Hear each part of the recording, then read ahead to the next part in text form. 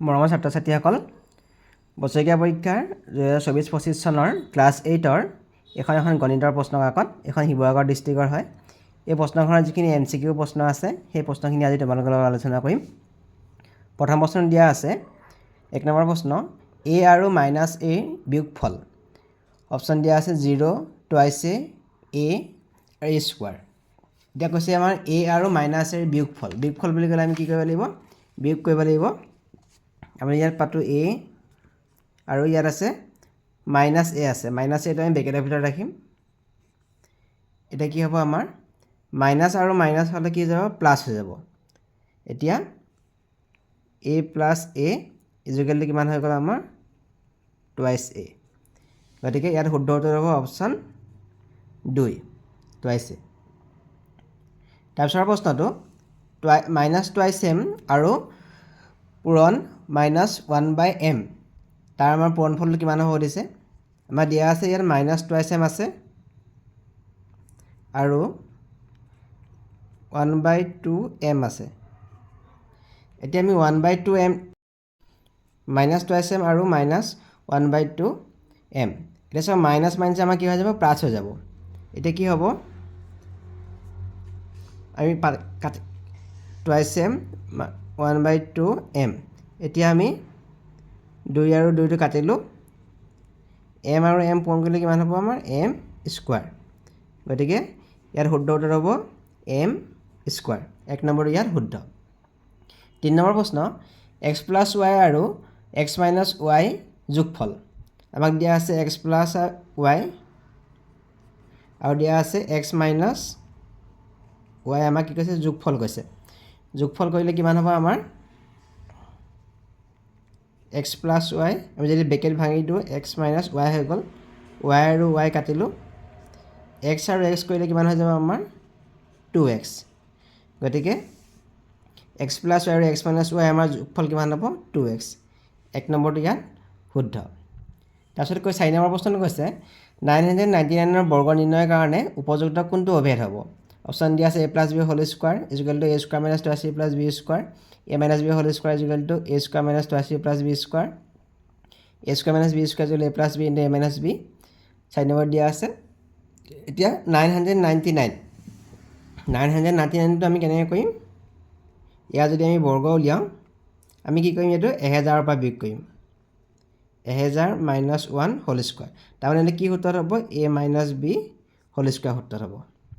a - b whole square equal to a² - 2ab + b square. এইটো সূত্ৰত হ'ব। গতিকে ইয়াতে কোনটো সূত্ৰত হ'ব? 2 নম্বৰটো।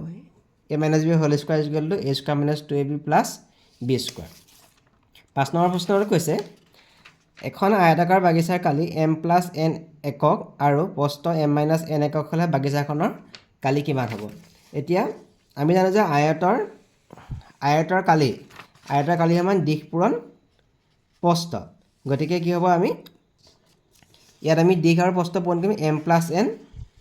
আমি যদি m + n আৰু m - n আমি পূৰণ কৰিম। এতিয়া আমি জানো যে a + b আৰু a - b, ইয়াৰ সূত্ৰটো হৈ গ'ল a² - b স্কোৱাৰ। গতিকে এইকেইটা পূৰণ কৰিলে আমাৰ কিমান হ'ব? m² - n স্কোৱাৰ হ'ব। গতিকে ইয়াৰ কালি কিমান হ'ব আমাৰ? m² - n স্কোৱাৰ বৰ্গ একক হ'ব। 4 নম্বৰটো ইয়াত শুদ্ধ।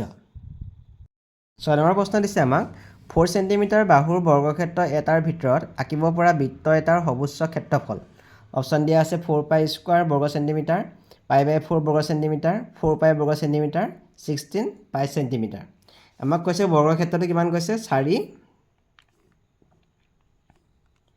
বৰ্গক্ষেত্ৰটোৰ 4 চেণ্টিমিটাৰ কৈছে। গতিকে বাহুৰ দিশ আমাৰ 4 চেণ্টিমিটাৰ। ইয়াৰ ভিতৰত যদি আমি এটা বৃত্ত আঁকোঁ, আমাৰ বৃত্ত আঁকিলোঁ। বৃত্তৰ ইয়াৰ পৰা ইয়ালৈকে আমাৰ কি হ'ব? ব্যাসডাল কিমান চেণ্টিমিটাৰ হ'ব? তেতিয়াহ'লে d = 4 চেণ্টিমিটাৰ হ'ব ব্যাসডাল।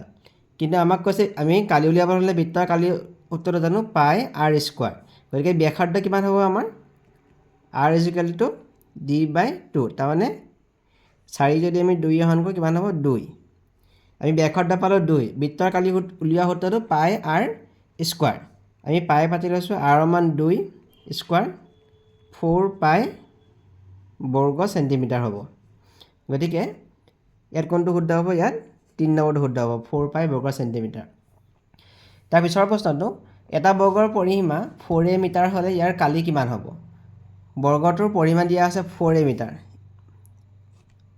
এজনৰ আমি বৰ্গ হিচাপে লওঁ ইয়াৰ 4a মানে আটাইকেইটাৰ বাহুমান আমাৰ a হ'ব a চেণ্টিমিটাৰ হ'ব গতিকে ইয়াৰ কালি কিমান হ'ব a পূৰণ a তাৰমানে কিমান হ'ব a স্কোৱাৰ বৰ্গ মিটাৰ হ'ব গতিকে ইয়াত 1 নম্বৰটো আমাৰ শুদ্ধ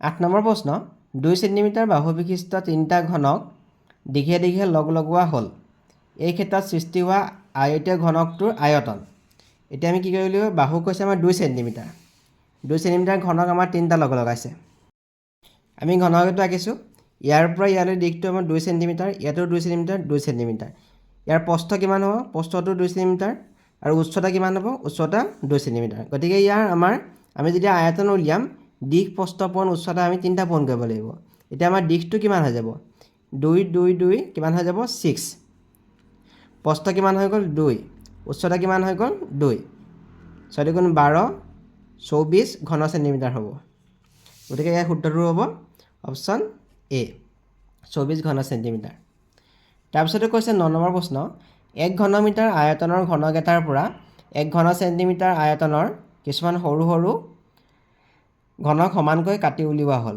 প্ৰাপ্ত সৰু ঘনকৰ সংখ্যা হৈছে আমাৰ ইয়াত কৈছে 1 ঘনমিটাৰ তাৰ পৰা কিমান উলিওৱা হৈছে 1 ঘন চেণ্টিমিটাৰ প্ৰথমতে আমি বুজিম 1 ঘনমিটাৰটো 1 ঘনমিটাৰ হ'লে 1 ঘনমিটাৰটোক আমি 1 ঘন চেণ্টিমিটাৰ আমি হৰণ কৰিব লাগিব তেতিয়া কিমানটা আমি ঘনক আছে উলিয়াব পাৰিম এতিয়া চাওঁ আমি 1 ঘনমিটাৰ আমি 1 ঘনমিটাৰ মানে কি মিটাৰ 1 মিটাৰ তিনিটা পূৰণ কৰিলে আমি 1 ঘন চেণ্টিমিটাৰ হ'ব আকৌ 1 ঘন চেণ্টিমিটাৰ মানে কি 1 চেণ্টিমিটাৰ তিনিটা পূৰণ কৰিলে 1 ঘন চেণ্টিমিটাৰ হ'ব এতিয়া চাওঁ আমি এইটো 1 মিটাৰ মানে কিমান চেণ্টিমিটাৰ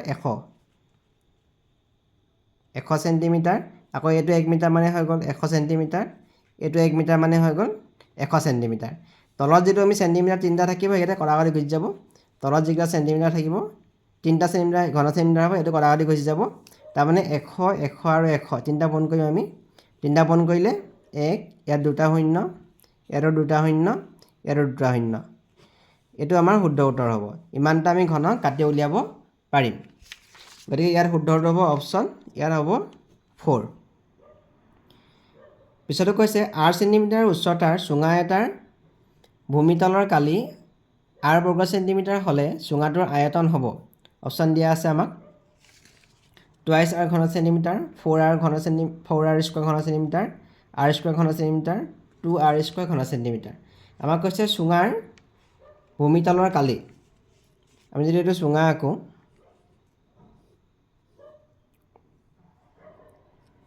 এইটো ভূমিতলৰ কালি আমাক দিয়া আছে r আৰু উচ্চতাও দিয়া আছে আমাক r চেণ্টিমিটাৰ গতিকে আমাৰ কালি কিমান হ'ব দুইটা আমাৰ পূৰণ হৈ যাব r পূৰণ r তাৰমানে r স্কোৱাৰ গতিকে ইয়াৰ শুদ্ধ উত্তৰ হ'ব অপশ্যন 3 r স্কোৱাৰ আমাৰ ঘন চেণ্টিমিটাৰ হ'ব তাৰপিছতে কৈছে 11 নম্বৰ প্ৰশ্ন a b c তিনিটা ক্ৰমিক স্বাভাৱিক সংখ্যা হ'লে সিহঁতৰ যোগফল কোনটো হ'ব সুধিছে 3b 3a 3c এটাও নহয় আমি যদি চাওঁ a b c তিনিটা ক্ৰমিক স্বাভাৱিক সংখ্যা বুলি কৈছে আমি এটা উদাহৰণ ধৰি লওঁ জানোবা ক্ৰমিক স্বাভাৱিক সংখ্যা উদাহৰণ হ'ল 5 6 7 আমি যদি এইকেইটা যোগ কৰোঁ কিমান হ'ব 5 6 আৰু 7 যোগ কৰিলে কিমান হৈ গ'ল 18 আমি এইটো a বুলি যদি আমি 5টো ধৰোঁ bটো যদি 6 ধৰোঁ cটো 7 ধৰোঁ এতিয়া কিমান হ'ব যদি আমি 3b কৰোঁ তাৰমানে bটো কিমান ধৰিছোঁ 6 3 পূৰণ 6 18 হ'ব গতিকে যদি তিনিটা স্বাভাৱিক সংখ্যা আমি ক্ৰমিক স্বাভাৱিক সংখ্যা a b c বুলি ধৰোঁ সেইকেইটাৰ যোগফল কিমান হ'ব আমাৰ 3bটো আমাৰ শুদ্ধ উত্তৰ গতিকে ইয়াৰ শুদ্ধ উত্তৰ হ'ব অপশ্যন a 1 3b 12 নম্বৰ প্ৰশ্ন তলৰ কোনটো সংখ্যা 3ৰে বিভাজ্য 3ৰে বিভাজ্য হ'বলৈ হ'লে আমি অংককেইটাৰ সংখ্যাটোত থকা অংককেইটা আমি যোগ কৰি চাম যোগফলটো যদি 3ৰে বিভাজ্য হয় তেতিয়াহ'লে আমি গম পাম সংখ্যাটো 3ৰে বিভাজ্য হ'ব ইয়াৰ প্ৰথম সংখ্যাটো আছে আমাৰ 205 205 যদি চাওঁ 205 ইয়াত 205 যোগ কৰিলে কিমান হ'ব 7 7টো 3ৰে বিভাজ্য নহয় গতিকে 1 নম্বৰ সংখ্যাটো 3ৰে বিভাজ্য নহয় পিছতো চাওঁ 1431 ইয়াত যদি অংককেইটা যোগফল কৰোঁ 1 4 3 আৰু 1 যদি কৰোঁ 1 আছে 5 5 3 8 8 1 কিমান হৈ গ'ল 9 এই 9টোক আমাৰ 3ৰে বিভাজ্য হ'ব গতিকে এই গোটেই সংখ্যাটোক 3ৰে বিভাজ্য হ'ব 1431 সংখ্যাটোক 3ৰে বিভাজ্য হ'ব ইয়াত 2 নম্বৰটো আমাৰ শুদ্ধ উত্তৰ 13 নম্বৰ প্ৰশ্ন 2 to the power x is equal to 32 হ'লে x ৰ মান কিমান হ'ব অপচন দিয়া আছে 4 3 5 16 এতিয়া আমি চাওঁ 2 to the power x 32 মানে যদি আমি কৰোঁ 32 যদি আমি ভাঙো 2 16 32 2 8 গুণ 16 2 4 গুণ 8 2 2 গুণ 4 তাৰমানে 2 to the power 5 যেতিয়া আমাৰ বেছকেইটা একে হৈ গ'ল 2 2 হৈ গ'ল x ৰ মানটো আমাৰ কিমান হ'ব 5 গতিকে ইয়াৰ শুদ্ধটো হ'ব অপচন 3 পিছৰ প্ৰশ্ন 10 to the power -2 ৰ মান কিমান হ'ব 10 to the power -2 10 to the power -2 মানে হ'ল 1/10 স্কোৱাৰ 1/10 স্কোৱাৰ মানে কি হ'ল 10 স্কোৱাৰ মানে হ'ল 100 1ক যদি 100 আমি ডিভাইড কৰোঁ 0.01 গতিকে ইয়াৰ শুদ্ধটো হ'ব অপচন 2 15 প্ৰশ্নটো দিছে x to the power a plus b divided by x to the power a minus b ইয়াৰ মান কিমান হ'ব আমি যদি এইটো কৰোঁ x to the power a plus b divided by x to the power a minus b যেতিয়া আমাৰ divide থাকিব সূচকৰ বিধি মতে আমি কি কৰিব লাগিব সূচককেইটা আমি বিয়োগ কৰিব লাগিব তাৰমানে x টো থাকিব আমাৰ a plus b minus a minus b হ'ব এতিয়া কৰিলে a plus b যদি ব্ৰেকেট ভাঙো আৰু a আৰু মাইনাছ মাইনাছ কিমান হ'ব প্লাছ b হৈ যাব তাৰমানে a কেনচেল হৈ গ'ল থাকিলে আমাৰ x to the power 2b x to the power 2b ইয়াৰ শুদ্ধটো হ'ব option 4 x to the power 2b 16 number প্ৰশ্ন দুটা ৰাশি প্ৰত্যক্ষ সমানুপাতত থাকিব যদি x y = ধ্ৰুৱক x by y = ধ্ৰুৱক x = y x = 1/y ইয়াৰ শুদ্ধটো হ'ব অপচন 2 x by y = ধ্ৰুৱক হয় x বাঢ়িলে y বাঢ়িব x স্কোৱাৰ আৰু x to the power 5 ৰ গসাউ হ'ব x স্কোৱাৰ আৰু x to the power 5 আমাৰ 17 নম্বৰ প্ৰশ্ন দিয়া আছে আমাক x স্কোৱাৰটো আমি x স্কোৱাৰ লিখিছোঁ x to the power 5 x to the power 5 টো হ'ব আমাৰ যদি আমি x to the power 5 টো ভাঙো x স্কোৱাৰ ইনটু x কিউবকৈ আমি ভাঙিব পাৰিম 2 আৰু 3 যোগ কৰিলে 5 হৈ যাব ইয়াত কোনটো মিল থাকিব x স্কোৱাৰ মিল থাকিব তাৰমানে ইয়াৰ গসাউ কিমান হৈ যাব x স্কোৱাৰ আমাক কৈছে ইয়াৰ গসাউ গতিকে সেইটো হ'ব আমাৰ x স্কোৱাৰ হ'ব 18 নম্বৰ প্ৰশ্ন x square plus 5x minus 6 উৎপাদক বিশ্লেষণৰ শুদ্ধ স্তৰটো হ'ব ইয়াৰ চাৰিটাৰ ভিতৰত কোনটো শুদ্ধ হয় সুধিছে আমাক x স্কোৱাৰ প্লাছ 5x আমি যদি পাতিল নহয় এইটো x square plus 5x minus 6 যেতিয়া এই চিনটো মাইনাছত থাকিব আমি এইটো কি কৰিব লাগিব আমি বিয়োগ কৰি কৰিব লাগিব তাৰমানে x স্কোৱাৰ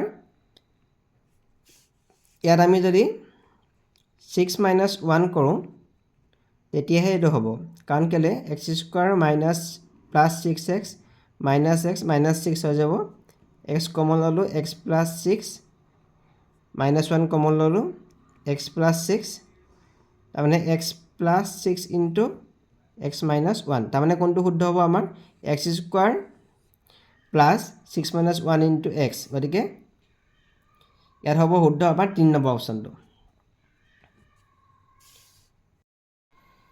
কাৰ্টেছিয়ান সমলৰ তৃতীয় চুকত থকা বিন্দু এটাৰ স্থানাংক আহিটো তৃতীয় চুকত আমাৰ কি হ'ব x স্থানাংকও নিগেটিভ হ'ব y স্থানাংকও আমাৰ নিগেটিভ হ'ব গতিকে ইয়াত 4 নম্বৰটো আমাৰ শুদ্ধ হ'ব 20 নম্বৰ প্ৰশ্ন তলৰ কোনটো ব্যস্ত সমানুপাতৰ উদাহৰণ এটা নিৰ্দিষ্ট কাম কৰিবলৈ লগা মানুহ আৰু সময় মানুহ যদি আমাৰ বাঢ়ি যায় সময় তেতিয়াহ'লে কম লাগিব গতিকে এইটো হ'ল ব্যস্ত অনুপাতৰ উদাহৰণ হয় তাৰপিছত কৈছে আমাক নিৰ্দিষ্ট উপাৰ্জনৰ ক্ষেত্ৰত ব্যয় আৰু সঞ্চয়ৰ পৰিমাণ যদি আমি ব্যয় বেছিকৈ কৰোঁ আমাৰ সঞ্চয় কমিব এইটো আমাৰ ব্যস্ত অনুপাতৰ উদাহৰণ হয় সময় আৰু অতিক্ৰম কৰা দূৰত্ব যদি দূৰত্ব বেছি হয় আমাক সময় বেছিকৈ লাগিব এইটো ব্যস্ত অনুপাতৰ উদাহৰণ নহয় তাৰপিছতো হ'ব ২ নম্বৰটো কৈছে খেতি কৰা মাটিৰ কালি আৰু উৎপাদিত শস্য মাটিৰ কালি যদি বাঢ়ি যায় উৎপাদিত শস্য বাঢ়িব এইটো ব্যস্ত অনুপাতৰ উদাহৰণ নহয় গতিকে ব্যস্ত অনুপাতৰ উদাহৰণ কোনটো হ'ব আমাৰ